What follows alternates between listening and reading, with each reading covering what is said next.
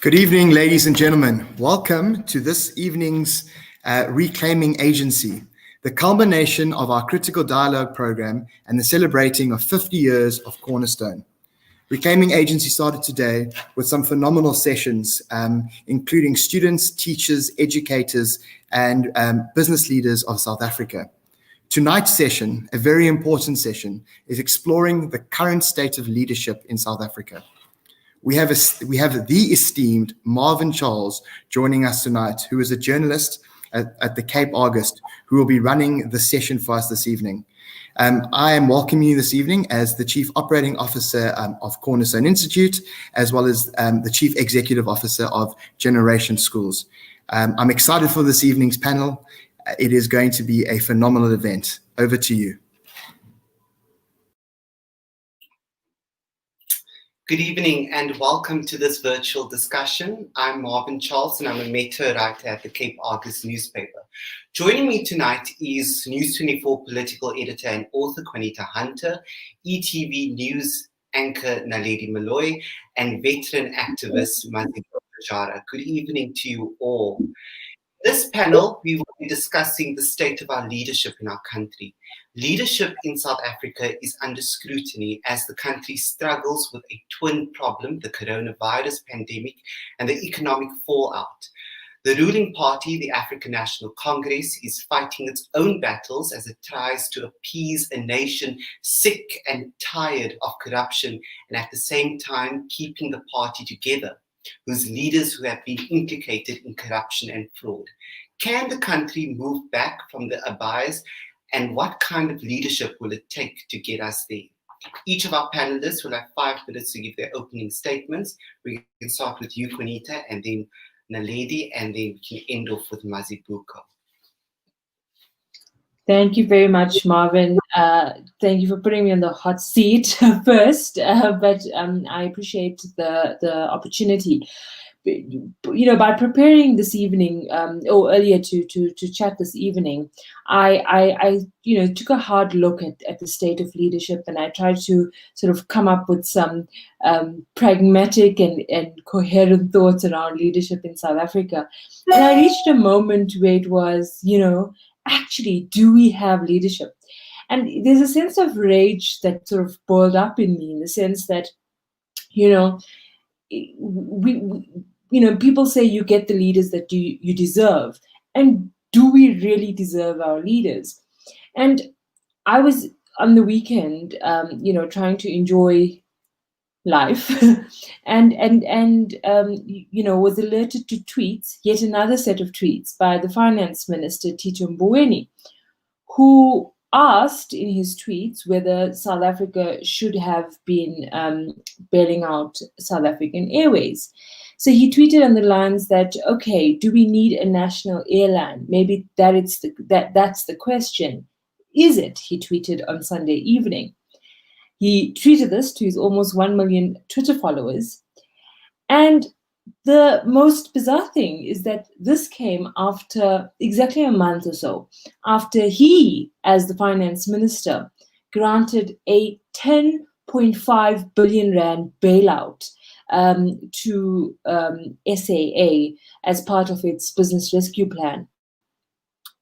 And I thought to myself, how, as the finance minister, when you take money away from other government departments, and you actively decide as a cabinet to fund what many have called, a drain, by throwing 10.5 billion rand down drain to rescue SAA, do you then want to have a conversation around, do we need a national airline?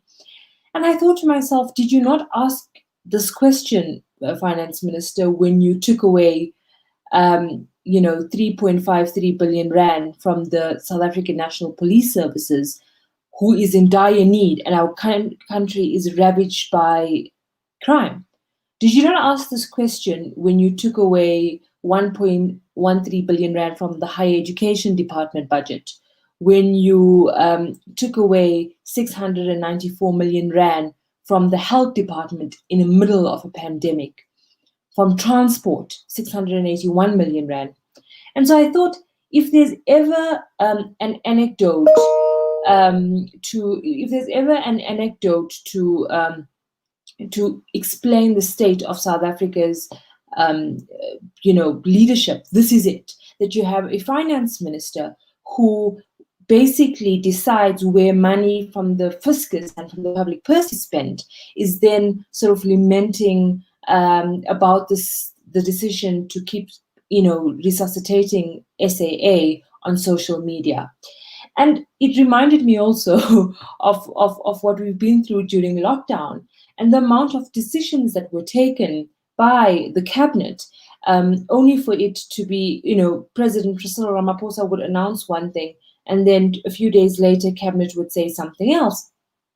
And I thought that's possibly what's lacking in our leadership across the spectrum in South Africa at the moment. It's the conviction or courage of conviction. It's the ability to make unpopular decisions and stick by it. What we see is leadership actually trying to have their cake and eat it. They're trying to appease the public, but at the same time, they have to make the difficult decisions. And when you are in the state that South Africa is in the moment, where you no longer have the luxury of making popular fiscal decisions like, just bailing out SAA and Eskom over and over and over again, and you have to make unpopular decisions by shutting down airlines, for example, where, the entire economy is pointing to that decision, and you are unable to do it. And even when you've now made the unpopular decision to now fund SAA, you cannot stand by that decision. And so I think that that's the problem that we are facing in South Africa at the moment, and it can spill over. And I'm sure we'll discuss a lot of this as the conversation unfolds. But I thought if there's ever an anecdote that perfectly sums it up, this is it, Marvin.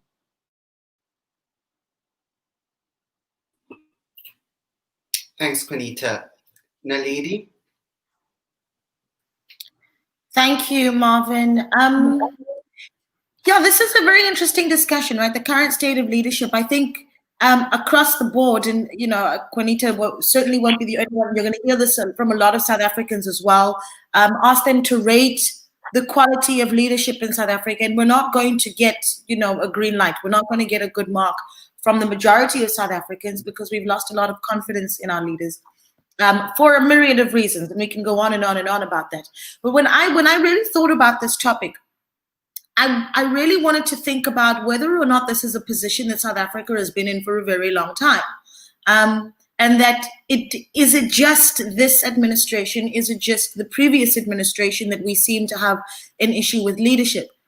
I think we can all agree that there is no such thing as a perfect leader who has done absolutely nothing wrong. But have we had decent leadership in South Africa? I'd like to think that we have. I think that the first few years of our democracy had, President Nelson Mandela was someone that was, for the most part, revered by many South Africans. And the question is not just why, right? It's not the 27 years. It's not just the 27 years. It's not just the contribution to apartheid. It was a lot more. I'd like to think that he was revered and he had the confidence of a lot of South Africans because he was a visionary leader. He was a leader whose plan and his vision for the country was very, very clear. Whether or not you agree with it today is another thing, but his plan and what he communicated to the country about what he wanted to see this country become was very clear. That's why when you think of Nelson Mandela, you think of the Rainbow Nation. Immediately, that's the first thing that comes up in your mind because the vision of what he wanted for South Africa was unquestionable. Everyone knew what it was that he was working towards. Our next leader after him was Thabo Mbeki, and asked the question, what was his vision? And immediately you think, I'm an African. His vision was the African Renaissance and South Africa becoming a part of the continent and becoming a part of blocks that contribute to South Africa and to the world. And he wanted us to be a global country, I think. And I think that vision is, it's there. We all know it. You think of Thabo Mbeki and you think, I'm an African in the African Renaissance. You know exactly what he represents and what he wanted for the country. Now, this is where things get a little bit weird. Because ideally, if leadership is good leadership, it should have a vision. Because if I But you can't just lead me and I don't know where you're going and I don't know where you're taking me. Then the quality of leadership is going to be questionable. If I ask the same question for the Jacob Zuma administration, what was the vision that he had for South Africa? I struggle to find that answer.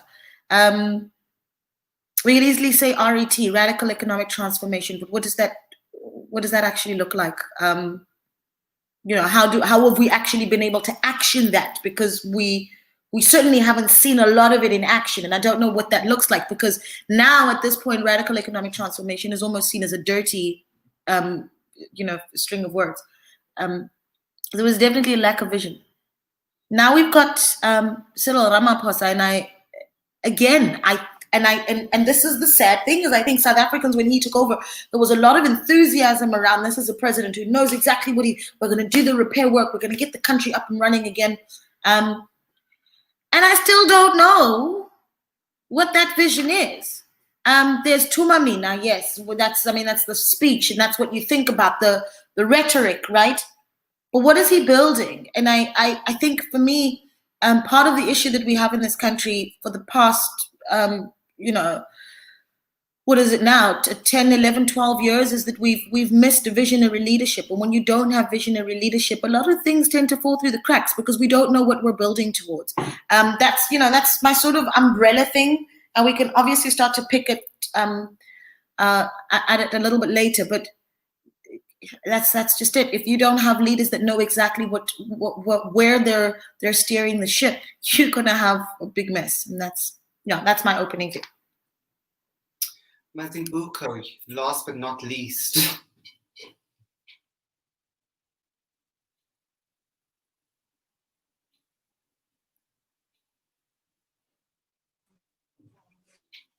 Mazibuko, are you there?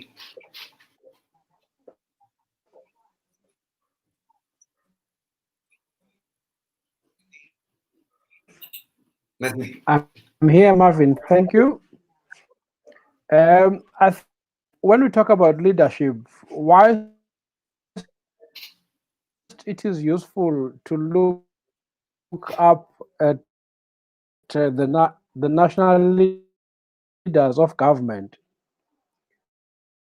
we must also look at what is happening in communities, in schools, in football clubs, in choirs, because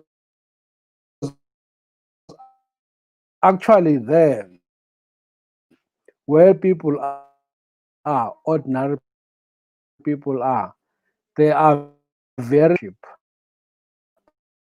that are coming through. And those attributes of leadership ultimately are about needs, and people have no desire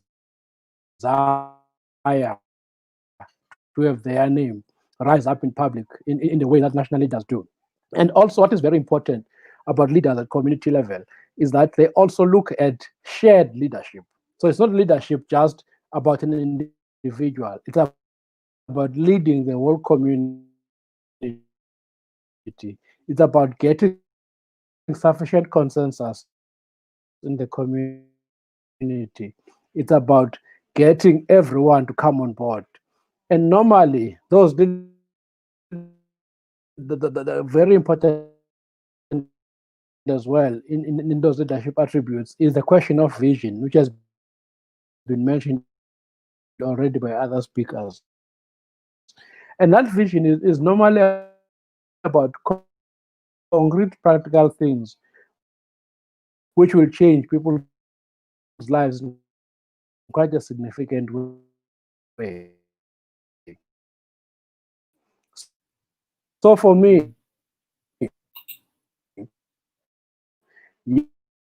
yes, South Africa at a national level,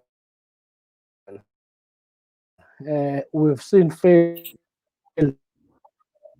leadership, but for inspiration of leadership, that's still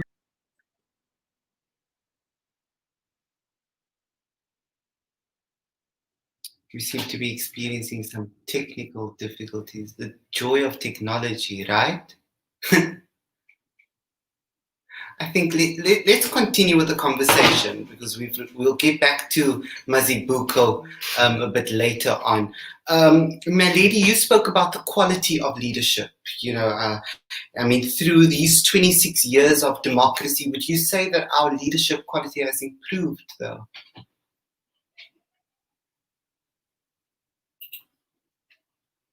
I think you muted. Wow, all these gremlins. Yeah, no, look, I think the complete opposite. I think we're regressing, if anything, as a country. I think we're moving more towards personality politics and not even wondering who's putting what on the table. We don't question our leaders and their ideas anymore.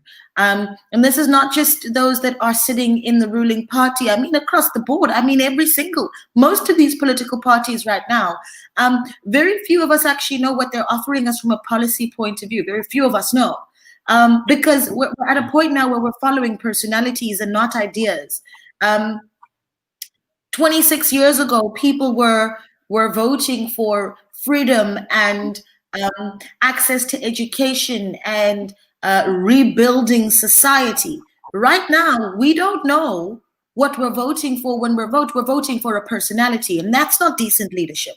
Because a good leader doesn't say vote for me, they say vote for this ideal and vote for this policy and vote for this idea that I put on the table. Right now, what we have is people that are fans of a particular leader. I mean, I don't really need to go into the names here, but you know which leader I'm talking about when I say that these people are supported just because of who they are. And you don't have to see it in just one party. You see it in provincial politics as well. You see it in people that will sit in KZN and protest in support of Zandile Gumede and ask those protesters why they're there. And they very much struggle to explain to you why they are in the picket lines supporting Zandile Gumede, as we saw with Ace Magashule, as we see with Julius Malema.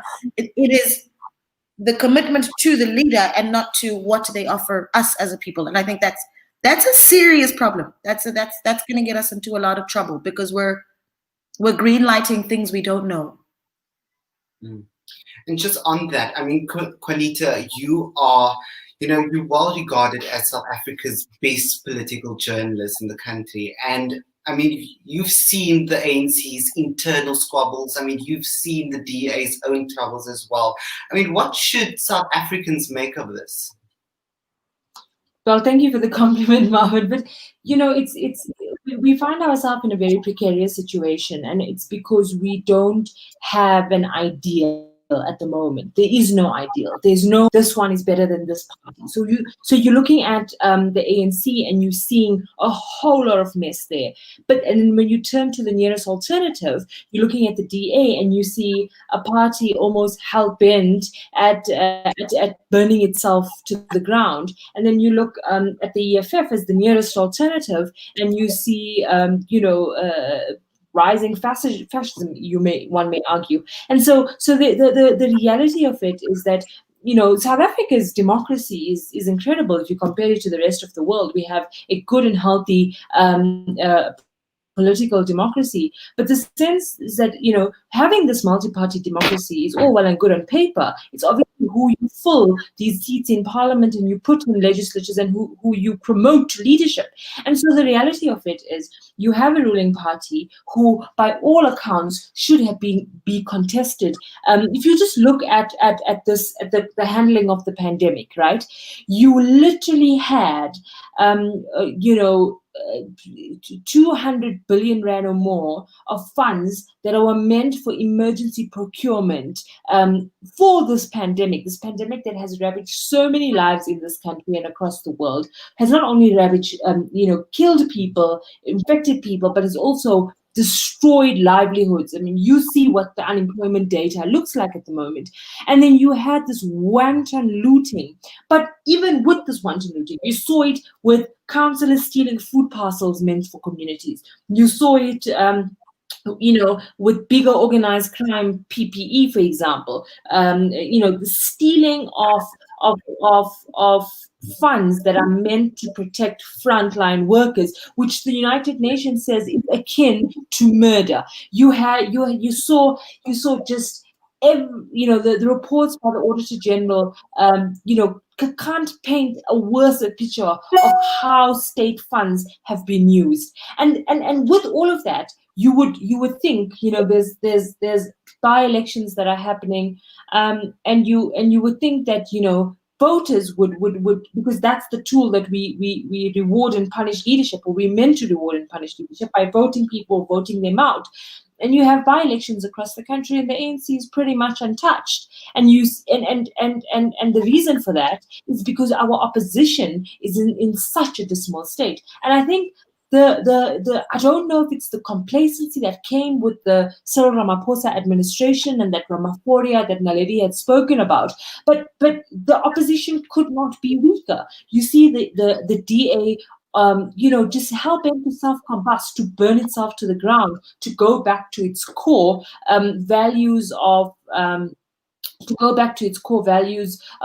what it says is core values of classic liberalism, but at the same time disconnecting with so many voters, because how, as a South African, do you relate to an idea that there is no such thing as race? Non-racial, we believe in non-racialism, and we believe that race is not a factor in South Africa, in a country that has been, affected, seen oppression primarily on race. And then you see, I can talk about other political parties. And so for me, that's what scares me. Not much scares me, Marvin, but if there's one thing that scares me about this country, it's not so much the state of the ANC. The ANC would, it's predictable. It's the cause of liberation parties. We see it all over the continent. You've seen this happening before, right? Where liberation movements, the broad church, unable to reform, unable to weed out parasitic individuals and effectively become entirely self-serving. The problem, however, is the problem for democracy is where you don't see leadership spurt out elsewhere. You don't see it in civil society movements. You don't see it in business movements. You don't see it in youth movements. And that, for me, is what worries me. It's not so much that the ANC is doing bad things. The ANC will do bad things. The issue is, why aren't people standing up? Yeah. And also, Mazibuko, I mean, you've been in, activism and social justice for quite some time. I mean, you've seen, everything that's happening. We've seen, the protest march to Parliament and all. I want to ask you specifically, have activists and civil societies done enough, though, to ensure that our leaders have been held accountable? I think a lot has been done. For example, if you look at what the Treatment Action Campaign did, it defeated an entire HIV denialist policy and even ensured that executive lawlessness that we saw on the part of President Mbeki could be challenged. You can say a lot more as well about the Right to Know campaign, many other organizations that continue to challenge. However, the challenge that civil society faces is that the work they do does not achieve critical mass to the required scale, such that actually government feels that they are scared of the people. Government is not scared of the people, not just government, but also other political parties. When I say scared of the people, I don't mean in a negative, violent way, but scared in the sense of being accountable. So civil society still has a long way to go. At the same time, even though I'm critical of civil society, I think what we've seen from community level during the pandemic and the lockdown is actually very interesting initiatives where people are taking leadership on their own, building solutions that provide answers to problems they have faced. And that is the beginning of something very hopeful in terms of how far we can go. The councillors who were redirecting the food parcels away from ordinary people were exposed by organized communities. For me, that gives me hope. And we have to take it further to ensure that it reaches the critical mass of the kind that every leader in parliament, in municipal councils, in government can actually feel that I cannot do what I do, which is wrong, if people are organized and can expose me. That's how far we have to go. Mm-hmm. The Cape Argus newspaper ran a story last week about, the race to get a vaccine. And, we spoke to the Treatment Action Campaign a lot because of their role in the 90s of advocating for ARVs to be more accessible and free for those that need it. And they were the ones that actually, forced government to actually get ARVs and set a budget aside. And when I spoke to the Treatment Action Campaign, they actually said that they are planning to campaign for the COVID-19 vaccine to be accessible and free for the poor and for those who need it the most. What do you think about that campaign, Mazibuko? And will it work in this, in this time that we're in? That's a very important campaign and an important voice, because as Qaanitah was pointing to the criminality around the corruption, that what was forgotten through the corruption was to put people before profits, to put people before financial accumulation. And that kind of campaign that the Treatment Campaign is talking about is bringing back the interest of ordinary people. Because if we can get affordable drugs, affordable vaccines that are universally available, then all of a sudden the life chances of the large number of people will change. And in that way, then government can be held accountable again. And that campaign actually could be an opportunity for government to come back into leadership, because that kind of campaign will require a functional public health system. Now, the TAC is actually giving a free pass to government to come back to leadership in the way that's required. Yeah.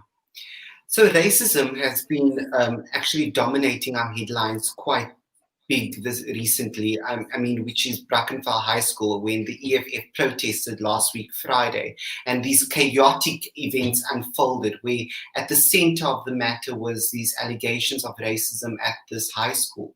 The DA controlled administration under the province launched an internal investigation, but I mean, is it enough to deal with this systematic racism? Qaanitah, do you think that the EFF portrayed leadership in this manner?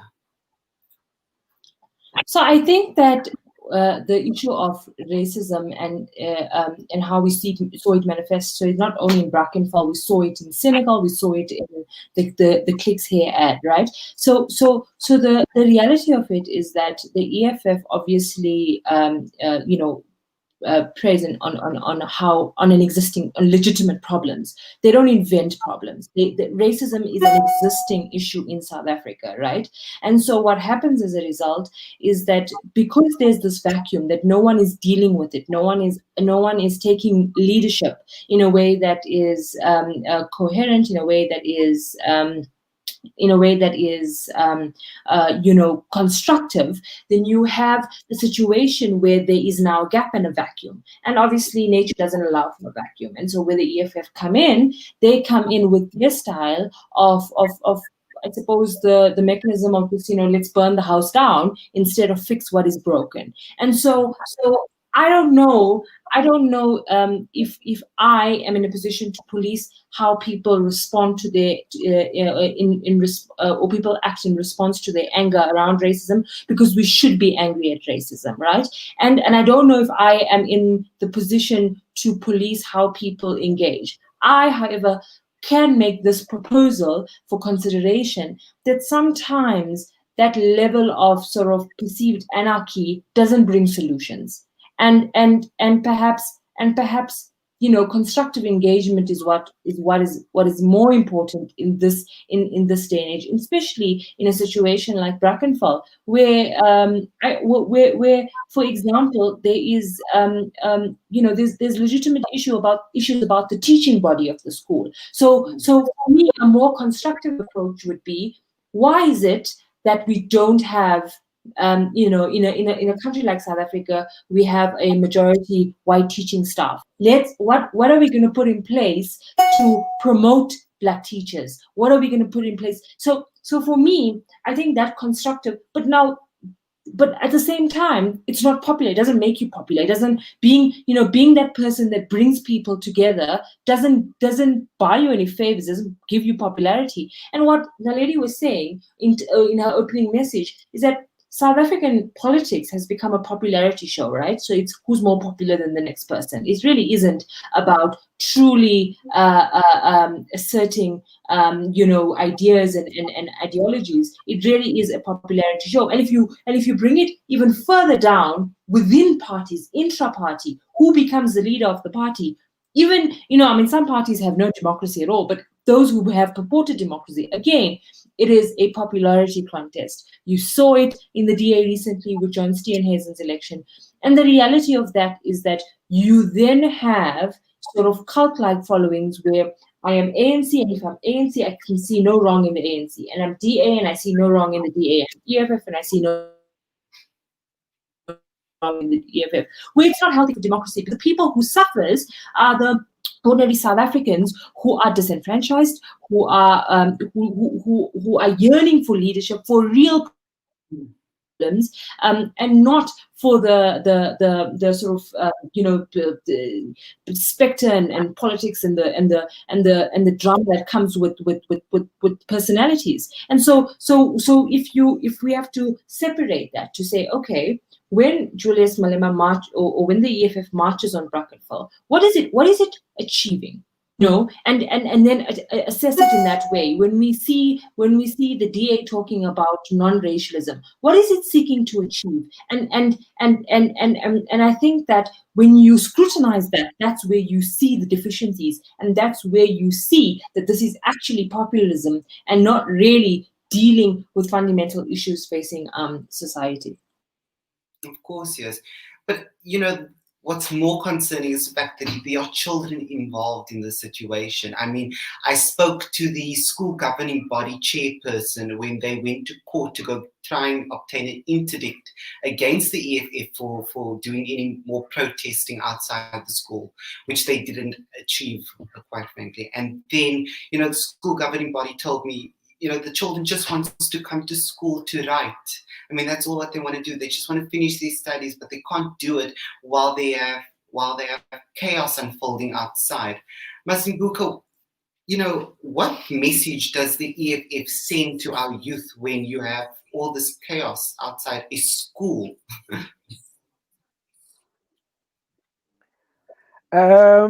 I think it's quite complex what has happened at Brackenfell. Of course, the EFF should have taken more responsibility to not just march, but also organize parents, organize the broader community to facilitate the dialogue, take things to the point of a solution, as Qaanitah was saying.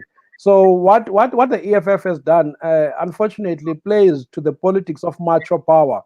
I'm physical. I can do it. I can put my physical strength against the racist Boer, and rather that I'll do the spectacle, and it will be the drama that the cameras will like. But that does not take things forward. It does not put pressure against the racist policies. It does not win public opinion. It does not change opinions in the way that's required. For example, if the Equal Education Campaign had taken up that issue of Brackenfell, definitely the Equal Education would have marched, and they would have marched peacefully. They would have organized thousands of other students from elsewhere in a way that opens the door to dialogue, in a way that then says to people, let's sit down, let's find a solution. So the EFF, as much as it was correct to raise the pressure, but typically it focused on narrow party political interests for the short term without actually solving the issue. You can make the same argument, by the way, when it comes to what the EFF is doing, when it comes to organizing workers in a way that displaces the power of ordinary workers at the workplace, or the power of trade unions, or even what happened with the land issue. Again, all important issues that should be raised as rigorously as they should be. But how do you then build the power of ordinary people to sustain the struggle to solve issues? That's the issue for me. Yeah. Naledi, the EFF is actually protesting again tomorrow in Brackenfell, this time for service delivery issues. I mean, will this protest tomorrow achieve anything? Will it achieve? I don't know. You've got to ask first what it is they're trying to achieve, right? And that's always going to be the tough thing. I go back to the incident with Tresemme and the Clicks dry hair saga. I took real issue with what the EFF did there. And I'll go back to the Brackenfell issue. I took real issue with what they did there, because what they did is they essentially took over that discussion that was about Black women, and they made it about the EFF versus cliques.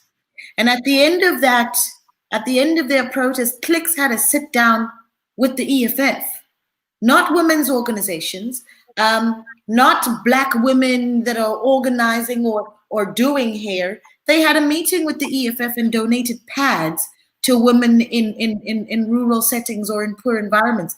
The woman who was actually, the women who were actually insulted by that were not involved in that process at all. In fact, during those protests, we saw the EFF protesters pushing and shoving a journalist, which we have seen over and over again, a female journalist, a Black female journalist, even while they said they were there to defend the Black females. So I think Mazibuko was right. It is very much a show of force. It is macho politics what we see happening in Brackenfell, and it is relevance, right? Let's actually think about this for a moment. You look at the by-elections that we had just a few weeks ago, right? And the results of those by-elections. Those results speak volumes, and they show at least what South Africans are really thinking about the political parties that we have at the moment. The EFF is the third biggest party in the country. And yet the EFF does not have a single municipality or ward, even today. Surely that means that they're scrambling, and there's a real need to grab people's attention. And unfortunately, I feel like at sometimes that they do it at, it's a very expensive cost that they're paying. I mean, what happened in Brackenfell, for instance, those poor children, I mean, whether you are Black or white, they were being trampled on inside that school. The school definitely has a lot to deal with. So will they achieve their service delivery protest? I don't think they're worried about that. They're worried about making sure that Qaanitah, myself, and you are there to cover it. That's my biggest. Yeah, that's my biggest flaw. So as well. So leadership during COVID, came up a lot. I mean, we questioned the ANC's leadership a lot during this time, mostly because they had all these, they were responsible for the COVID-19 regulations. I mean, we can't forget our family meetings late at night, which was sometimes a headache when you're on deadline and you suddenly get a notification that the president's addressing us. But despite all of that, I mean, Mazibuko, the ANC really had a challenging year. And would you say that they actually got it right during COVID? Dr. Willem Kize has been a voice of sanity, and I think that's how far it goes when it comes to the ANC.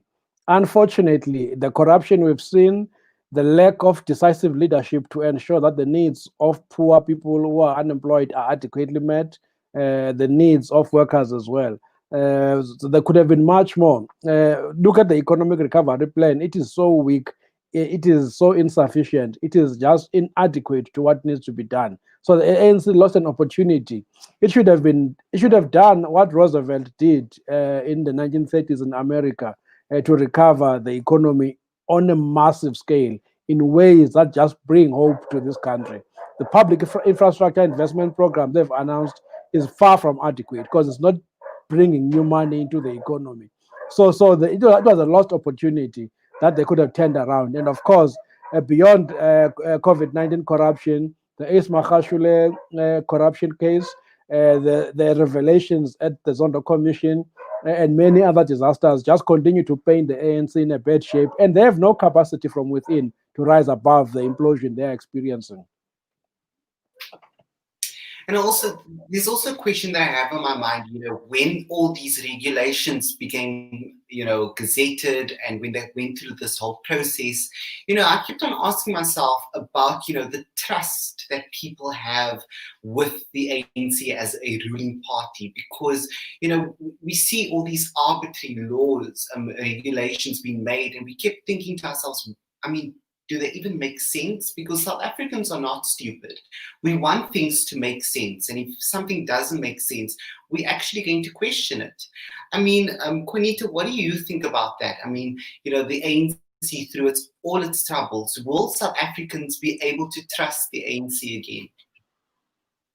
I think that you go through all the scandals that we've been through over and over and over again, and you think, after Nkandla, this is it, and you go through state capture and you say this is it. But I mean, what we've seen in the pandemic is something we've never seen before, and the reality of what this pandemic has, and remember, South Africa has multiple, Cyril Ramaphosa had said it best. He says, we went into this pandemic on a losing wicket because we've had unemployment, we've had a terrible economy, we've had corruption, etc. And so what you have now is, compared to what you had previously, is this exponential amount of hungry people who are impoverished. And now there's nothing left in state coffers to help anyone because most of it is stolen. And so you're now in a very dangerous situation as a country where there's nothing left to steal, right? Our coffers are empty. The finance minister has said it over and over again. There's nothing left to be populist about, so you can't promise people jobs and grants and whatever it may be, because there are no jobs and grants to give people. And people have been hearing promises over and over again, and they are seeing their local councillor with the fat cars, and they're seeing politicians benefit from state resources. And so what you're seeing now is people becoming more and more and more disengaged with politics. And that is deeply problematic, because if you have a nation so despondent that it says, why bother? When you reach that phase of, why bother? You see what happens in Venezuela, you see what's happening in other places in Latin America, and South Africa is following. The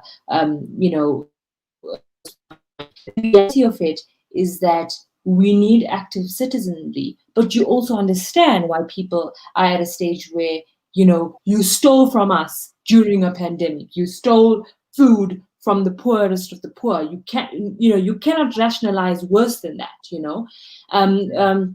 And so I think that it comes with a lot of dangers, and I think that this pandemic has shown who real leaders are. I think that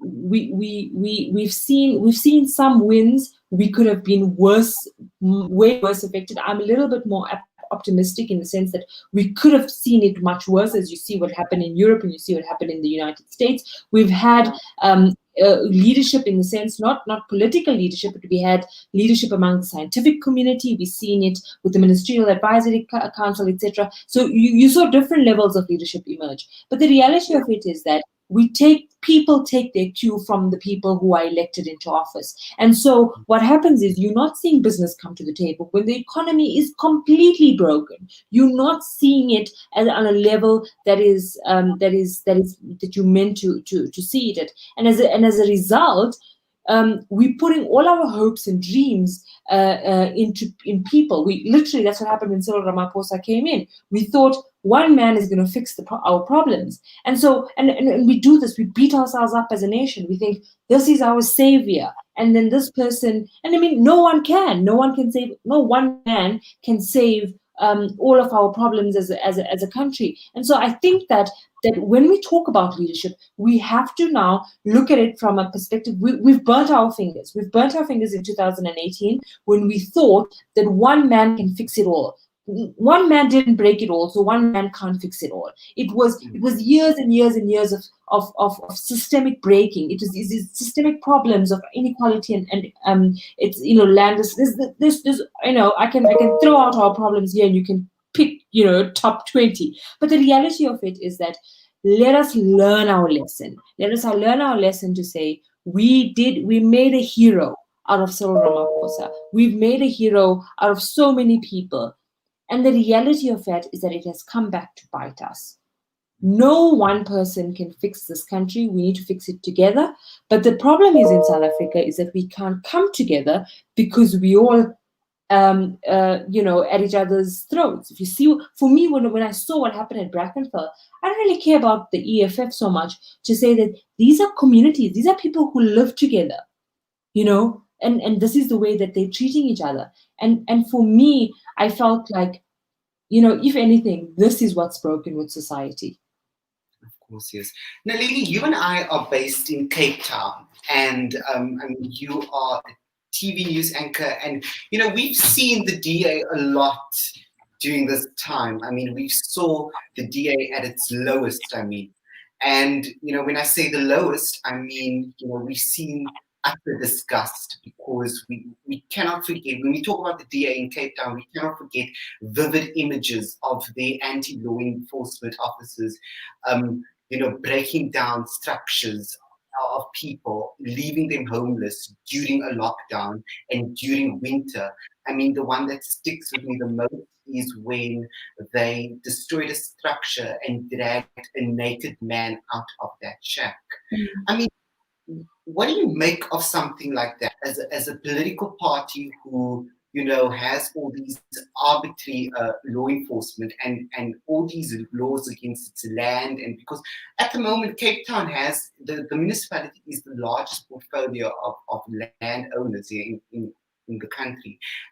What do we make of them as a leader? Because they portrayed something that we're struggling to make sense of. Should we trust them? Should we trust them, or what? I think it's interesting that South Africans are still asking themselves that question, that whether or not we should or shouldn't trust them, considering that the spatial inequality in the Western Cape has almost not changed at all.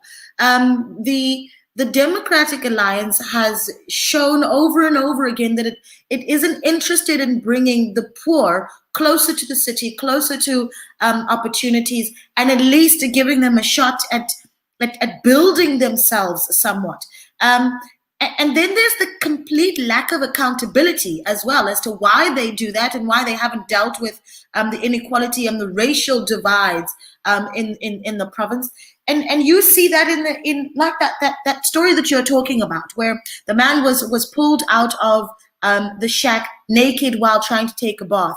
I had a conversation with the city that day and asked, the day after, and asked, how do we excuse that kind of behavior? Number one, we're in the middle of a pandemic. The Human Settlements Minister made it very clear, no evictions during this pandemic and during the lockdown.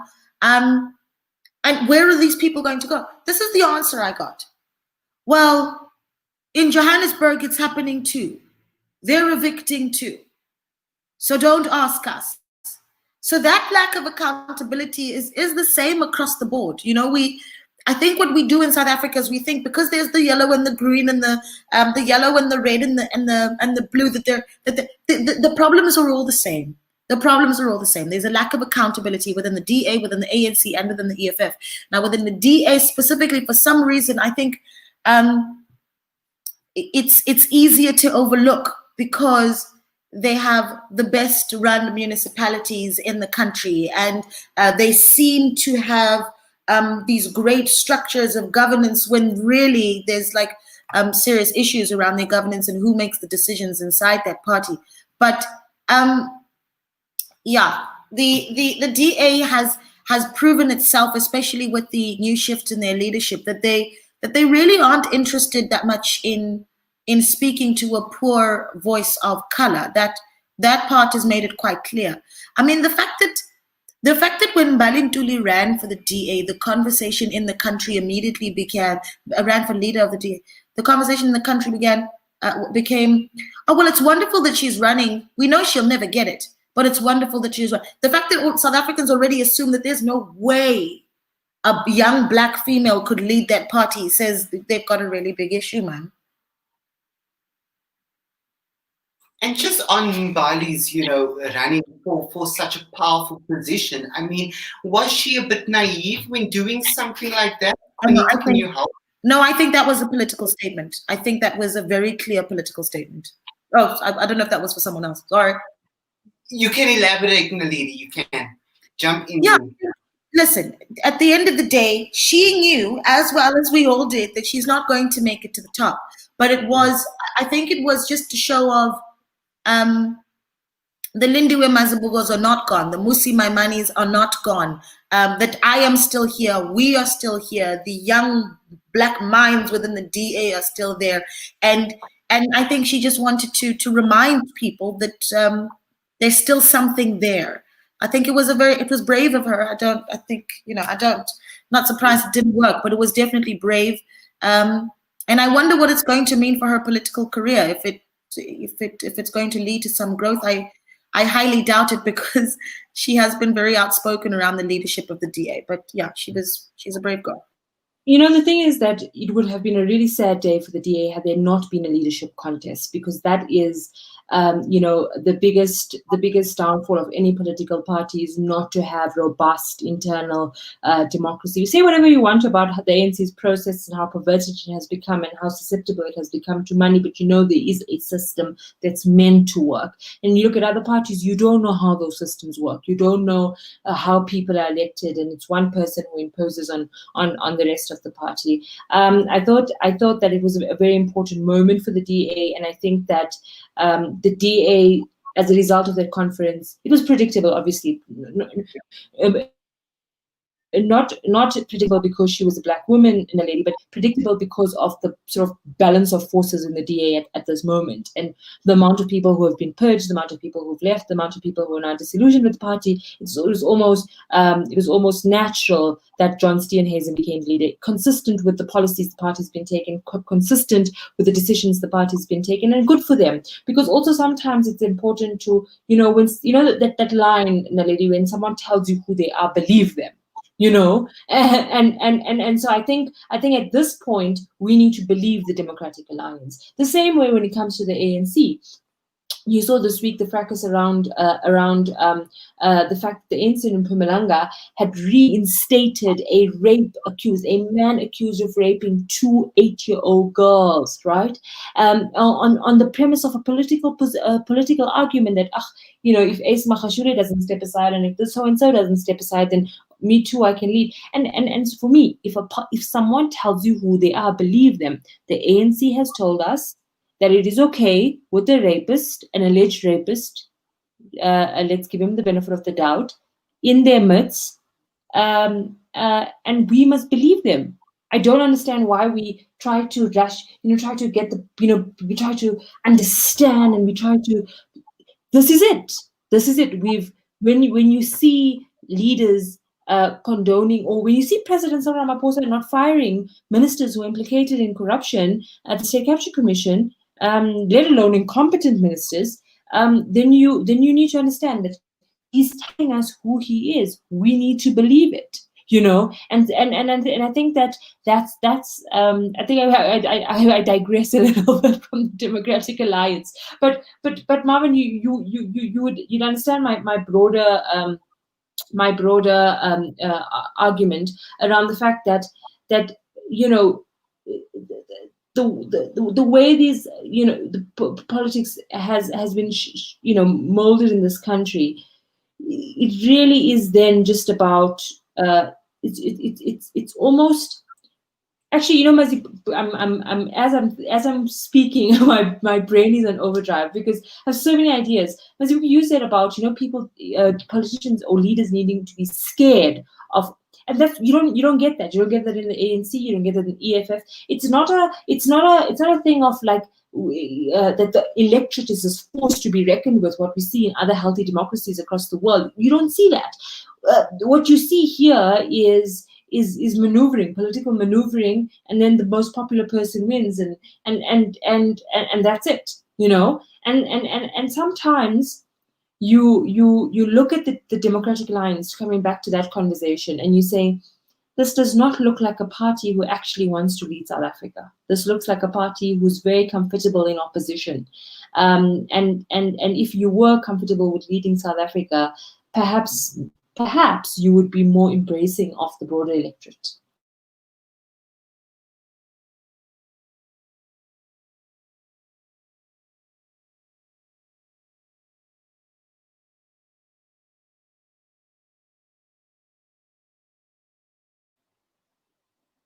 Sorry about that, guys.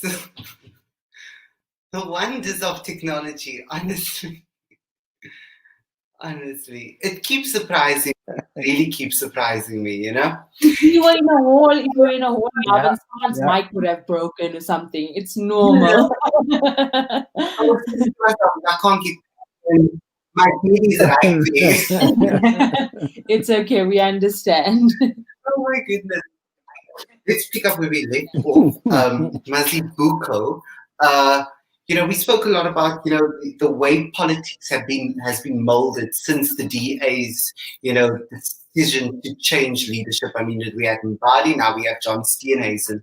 I mean, as an activist, what do we make of that?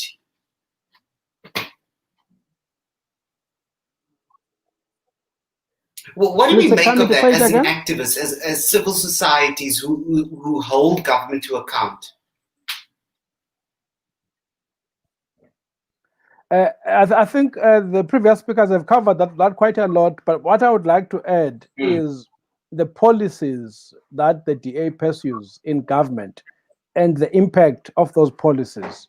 Let's just look at the case of the hospital in Greenpoint or Sea Point, Yes. Somerset Hospital, which could have been converted to low-cost housing, which could have contributed to undo apartheid geography, and yet the DA-led municipality decided to block off people, use public resources to go to court and lose actually in court, and in fact against the mandate of the constitution to transform the reality of apartheid.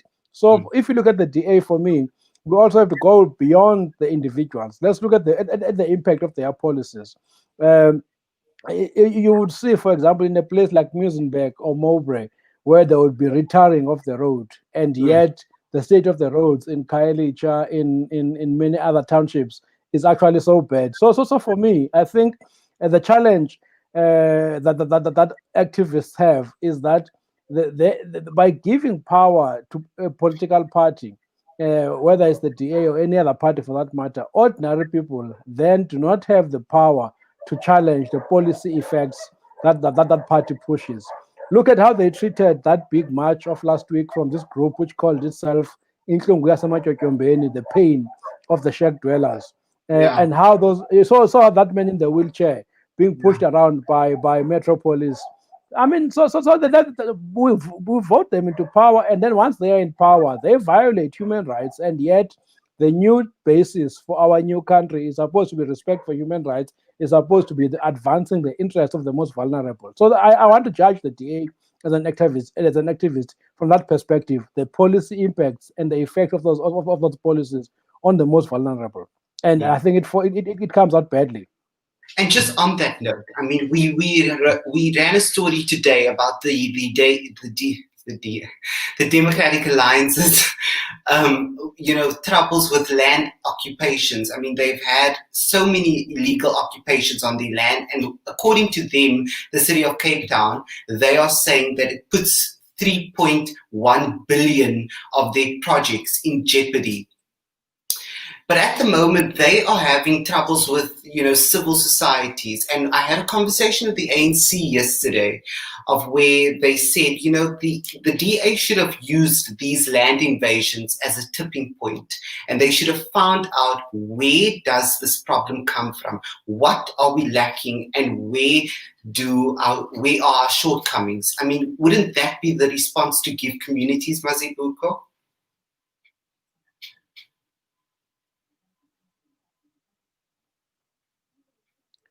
Indeed. If it did that, it would then be a responsive government, because a responsive government, can you hear me?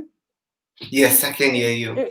Okay. If it was a responsive government, then it would respond to this massive need. There's a massive housing backlog. That massive housing backlog in Cape Town is not new. It has been there for decades.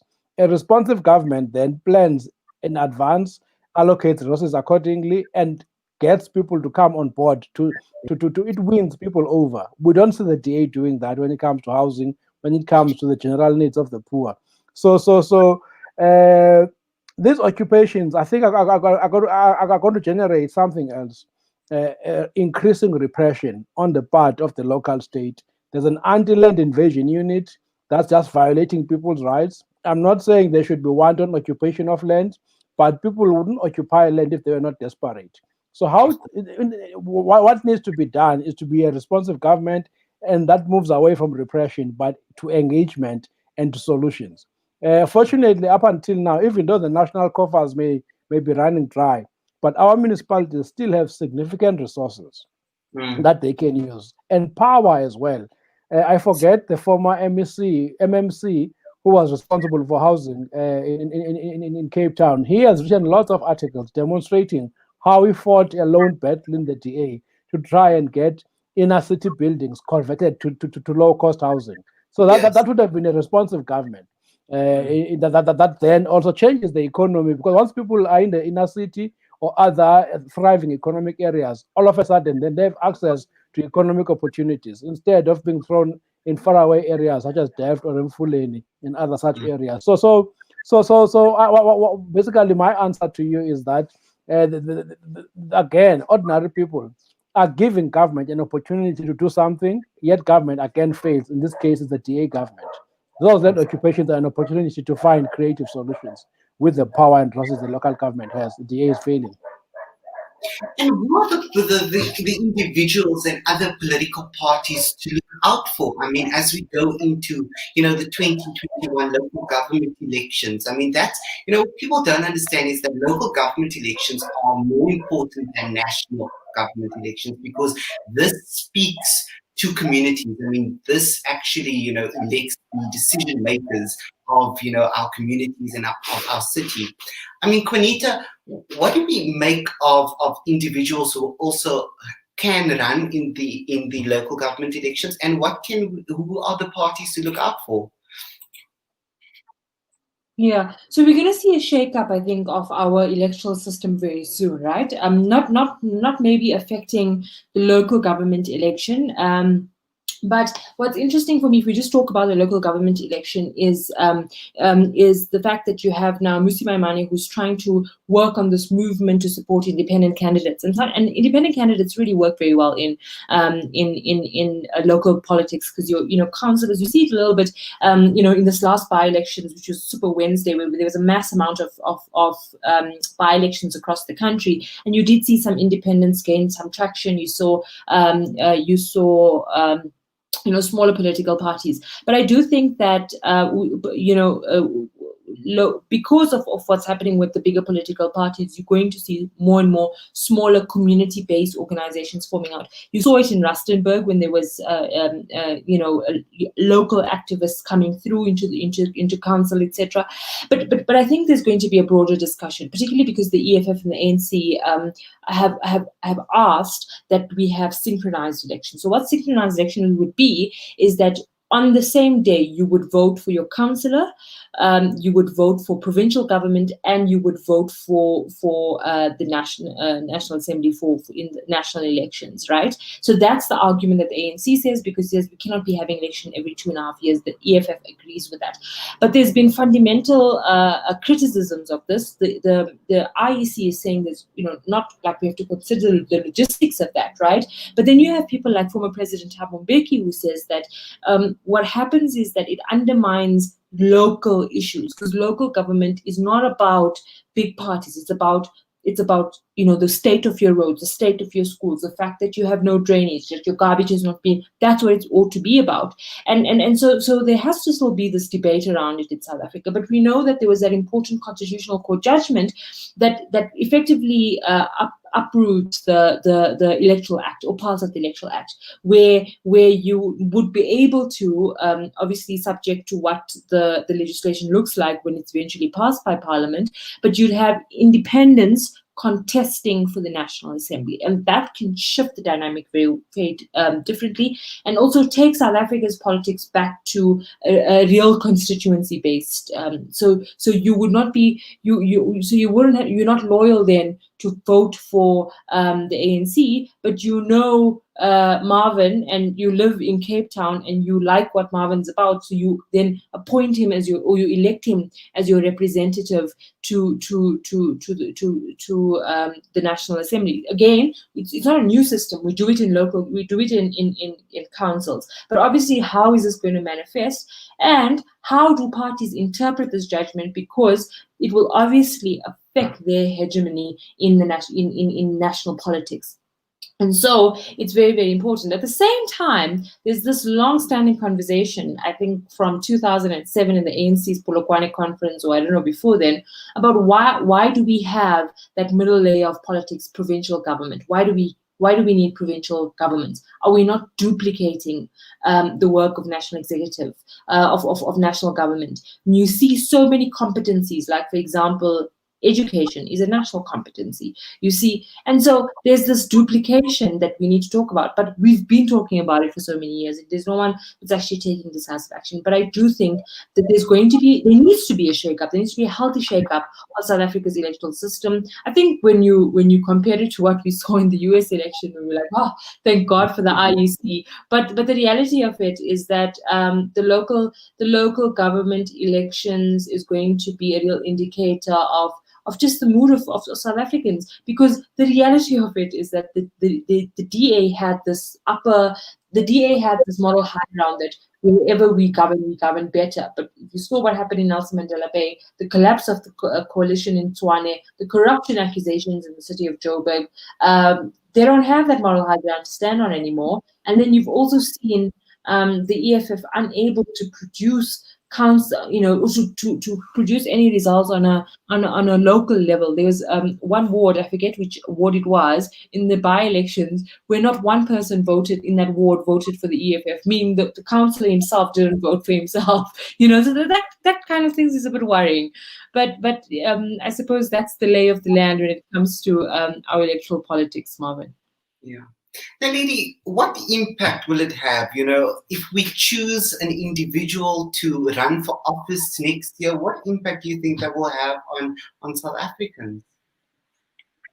Okay, well, we can't do it next year.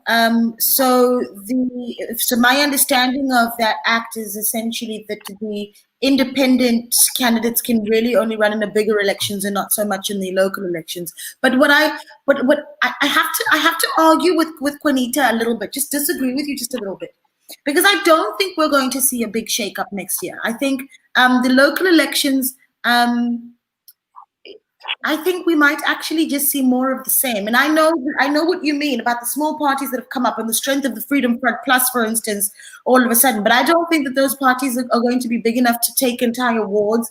I think that where there was an opportunity for real change to happen, it would have been with the DA having gotten its ducks in a row, and if the EFF had clear messaging and real plans for people. Until then, I think you're just going to have people complacently going, I know my ANC, and just put it there.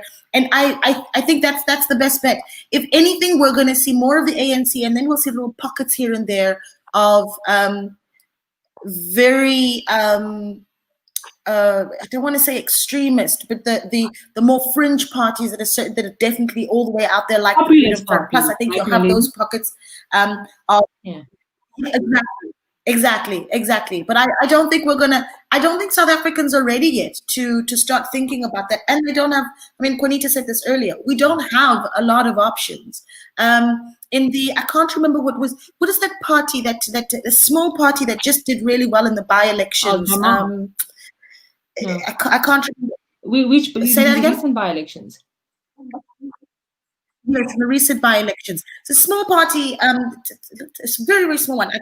Anyway, that party you can tell is a party that speaks to a specific group of people, a specific race, a specific culture, a specific type of community that it lives in, right? It's right there in the community, and there you're able to see that kind of change. But we don't really have a lot of parties that speak specifically to one group and says we're tailor-made just for you and just for this community, and that's why we may not see a lot of change. It might just still be the same old ANC councillors and leaders. And if I could jump in, Naledi, just to jump in on your point, is that also for many politics is an employment option, right? So people are not in politics; they're not becoming councillors because they want to serve their communities. It's becoming councillors because it's a job. Yeah, it is. Yeah, it's a job. It's if I've got it, Mazibuko's got a job as well. If I get it.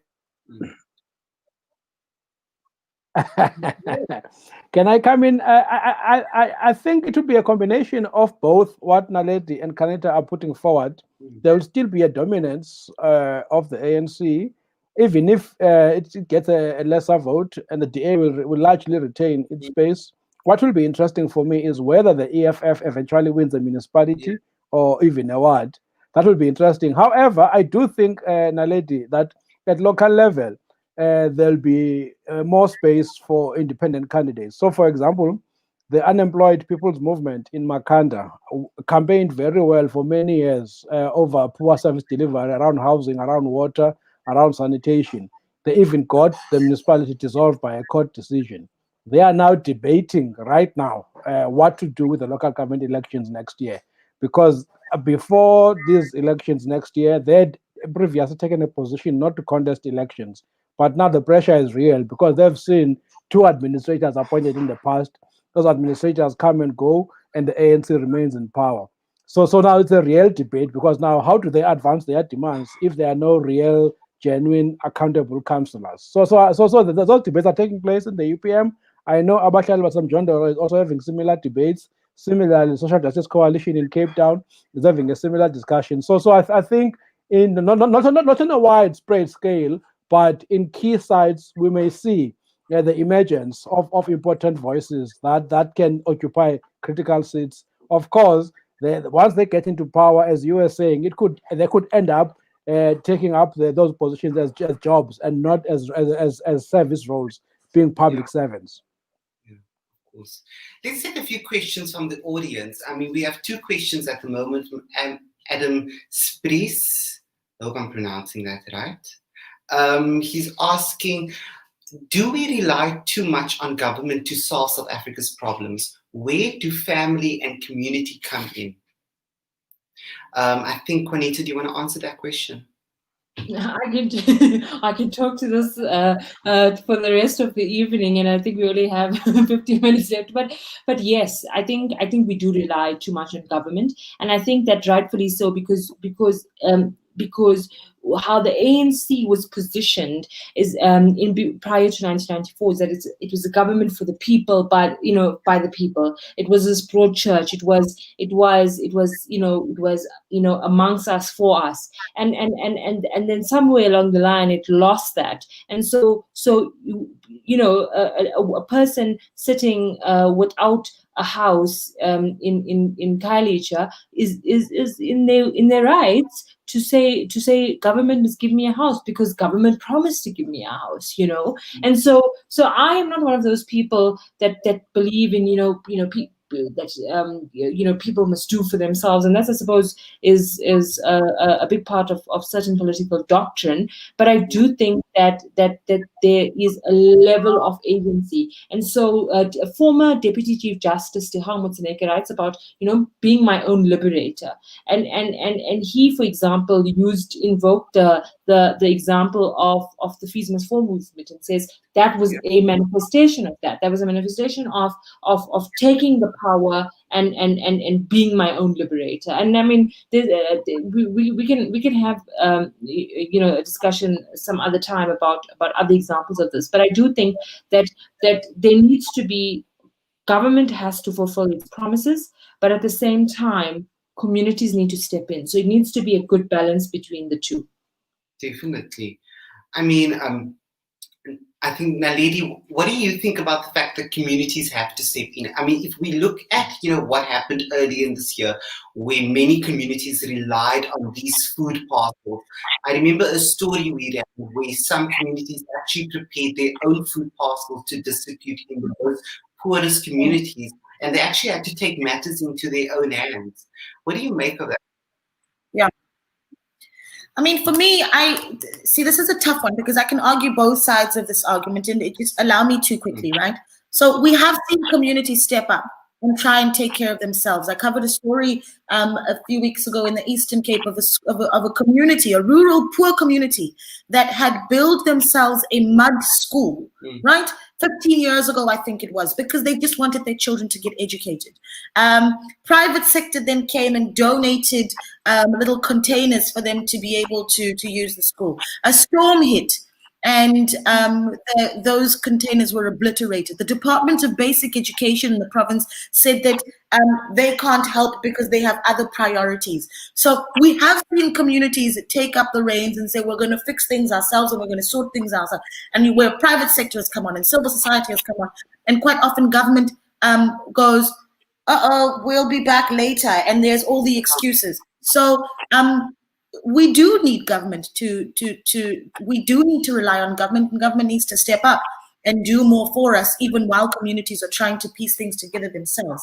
On the other side of the coin, though, government's other responsibility is not just about giving us the grants and giving us the support. Government's biggest responsibility as well is to create the platform for us to be able to be self-sustainable. And that's something that our government has failed at over and over again for the past 26 years. We have a Department of Small Business. What has it actually done?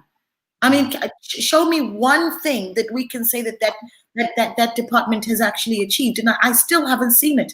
But their job was to help create jobs, support small businesses, and we still haven't seen that impact of what they do. Government's responsibility was also to create the platform where people can be self-sustainable and not need the grant, and not need to rely on government, but they're not even delivering on that. Mazibuko, I like this saying that, when you use it, when the establishment of government for the people and by the people. And, communities this year specifically have taken matters systematically into their own hands. I mean, just in Goodwood, they have a huge pothole issue, and it's so enormous. They've been trying to get the municipality to actually fix these potholes, that they've now decided to actually fix it themselves, when it is government's responsibility. I mean, these are basic services. I mean, is it really the community's responsibility to take care of, the basic services government needs to do? I mean, to check off all these tick boxes. I mean, like potholes. I mean, what are you supposed to do about that? We need a government, a state that provides public services efficiently, effectively, and universally. There's no doubt about that. That's the universal experience of countries in Europe and of even North America. That's crucial. But the example you're citing of the potholes in Goodwood show that we have a failing government. And I think then what we need to do with that is to use those experiences to generate pressure to change the system. When I say change the system, what I have in mind is the example of Kerala, a state in India. That state decided some 25 years ago to hand over about 60% of the budget to the ward, to the people in the ward, the municipal budget. Then those people control that budget democratically, transparently, and openly. They decide how it should be spent. They even have social auditing. Now, the people of Goodwood do not have access to the budget for the potholes because that budget is being held up in the city center in Cape Town, in the city hall in Cape Town. Whereas if they had a mechanism that would have allowed them to decide how those potholes should be fixed, you would see a very interesting pressure from below, but also a partnership between government and the people. Government generating the tax, generating the revenue, but then handing over a portion of the money in an accountable, transparent way to the community. So I think that for me could generate a very interesting solution. Because right now they have all the power, and when we're frustrated, all we can do is to do things outside the system as long as we've got some energy. But that doesn't last, it's not sustainable if we don't change the system. Mm-hmm. So let's start making our closing statements for tonight. Naledi, do you want to start us off? I think your mic is off. I'm saying, I can't believe we're already here. Time flies. That was fun. I don't know. I think for me, if I were to wrap it up, I'd want to leave it with that one question that was, how do we move forward? What do we do? There's a question that says, how do we hold leaders accountable for our actions? Number one, I think if we're going to sort out leadership in South Africa, we need brave South Africans that are going to speak out. Unfortunately, it is dangerous to be a whistleblower in this country, but the more and more whistleblowers we have, the less it's going to, the less easy it's going to be for our leaders to make a mockery of our country. So we need people to speak out a lot more. And we need people in their communities, because what happens is in a small community, people see that there's a big tender for this road, and this road is still not done, but they know there's a big tender, and they keep quiet, and they see Mikey from, you know, 3rd Avenue driving around in a Porsche, and they know he got the tender, and they say absolutely nothing. It's the little community radio station in your space that we need to be using to speak out about it. I think people are afraid of the media. They think that the media, we are here to tell them what is happening in the country, when actually we're a platform for them to tell us what's happening and for us to make noise about it. I really wish that South Africans would be less afraid of the media, and not hate us as much, because honestly, we're just trying to operate as a kind of Chapter 9 institution and hold government leaders accountable, but make the noise. We're way past the point of being quiet.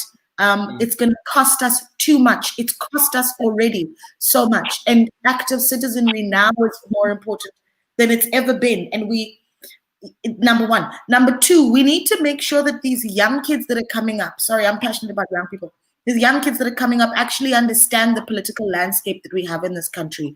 Our kids are passionate and they're energetic, but they don't understand the country that they're living in, and they don't understand how much power they have to change the shape of South Africa's leadership. We need to inform them more. We need to stop talking over people's heads. We do that a lot in South Africa. When we talk about politics and leadership, we talk above people and we use big words, and no one knows what we're talking about, when the electorate is the people that need to be knowing exactly what's going on. Yeah, that's for me. It's information. We've got to be able to talk with each other, and we've got to stop thinking that the poor are stupid. But we need them we need to keep them informed so that they know what's being done with their taxes and the money that they should be getting assistance from. Definitely. Qaanitah? I think that we must not underestimate the will or the intelligence of people, of communities. And I think at some point people are going to become, for the lack of a better word, and I think that what worries me is what we've seen in other countries, where you see rising unemployment among especially young youth unemployment, and you see it translate into not only crime, but you also see it in upheaval and violent protest. And we come from a country, a protesting nation, but you don't want a situation where things tip over. And I think that our leaders are not thinking about the future seriously enough. I think that you cannot have the unemployment rates that we have and think it's business as usual. It cannot happen. There's no way that you can live in with this amount of unemployment and poverty and think that it's just going to be another day. The same with land, and even those parties who have been agitating about expropriation without compensation. It's at the end of the day, it's about people. It's about people being landless, and that politicians are using the struggles of ordinary South Africans just for populism. And I think people are going to start seeing through that, or have started seeing through that. For me, what worries me also is that you don't want to have a disillusioned electorate where less and less people vote. We already have poor voter turnout. If anything, we need to strengthen democracy in that regard. And I think that, as we've said here this evening, there is ample space for people to be leaders, not only in politics, in every little corner and crevice of this country and of society. And I think that by activating that and by promoting that, you'll see how many great leaders South Africa actually has. Definitely. Mazibuko?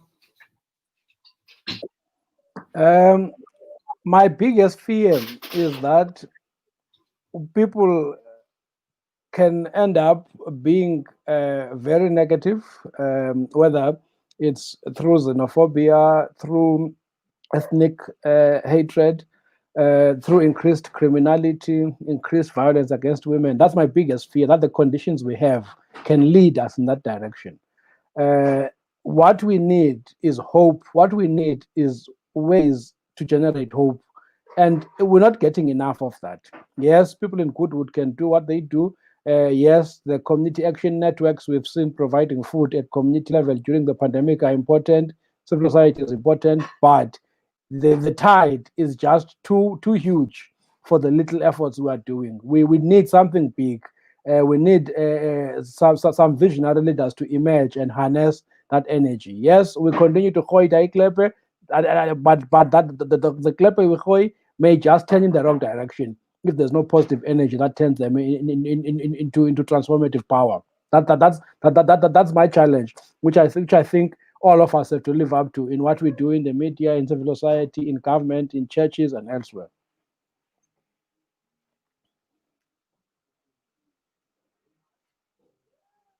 Marvin, we can't hear you. You muted. Wasn't deliberate. I was. Oh my goodness, sorry about that. Okay, unfortunately, that's where we're going to have to leave it for tonight. Thank you so much to our panel for joining us tonight. Thank you so much to the Corner Institute for hosting this very important discussion. Thank you. Good night.